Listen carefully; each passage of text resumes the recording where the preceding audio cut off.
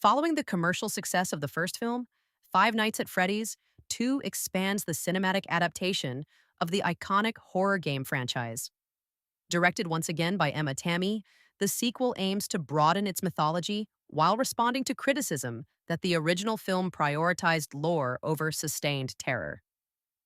Josh Hutcherson returns as Mike Schmidt, delivering a more confident and emotionally controlled performance. This time, his character is less reactive and more haunted, carrying psychological scars that subtly inform his choices rather than dominating the narrative. Elizabeth Lale continues to ground the story with a restrained, empathetic presence, while supporting performances largely function in service of atmosphere rather than character-driven drama. The acting across the board is competent and committed, though the screenplay rarely gives performers material that allows them to fully transcend archetype. Where Five Nights at Freddy's 2 improves most noticeably is in its horror execution.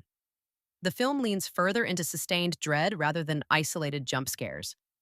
Lighting is more oppressive, sound design is used with greater precision, and the animatronics are staged as looming, ever-present threats rather than sporadic shock devices.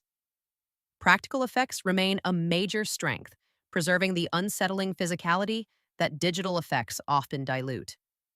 The sequel also embraces a colder, more nightmarish tone, allowing silence and anticipation to do much of the work. This approach aligns more closely with the game's core tension: waiting, watching, and knowing something is coming. Despite improvements in atmosphere, the film still struggles with narrative density.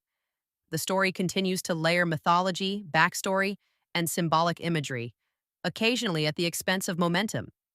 Viewers unfamiliar with the games may find certain plot threads underexplained, while longtime fans may recognize moments where exposition substitutes for dramatic escalation.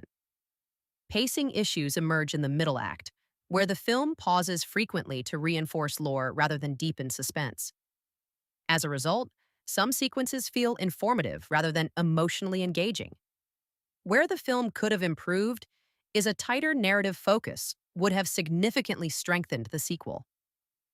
Simplifying the mythology, or integrating it more organically into character conflict, could have made the horror feel more immediate and less abstract, despite its overall creepy tone and visual. Additionally, giving secondary characters clearer emotional arcs would raise the stakes, making the animatronic threat feel more consequential on a personal level rather than purely thematic.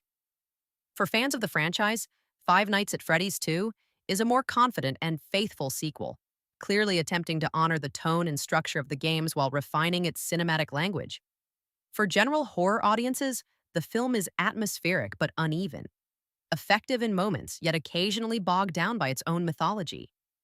Those expecting a conventional slasher experience may find the pacing deliberate, while viewers open to slow-burn horror will appreciate its restraint.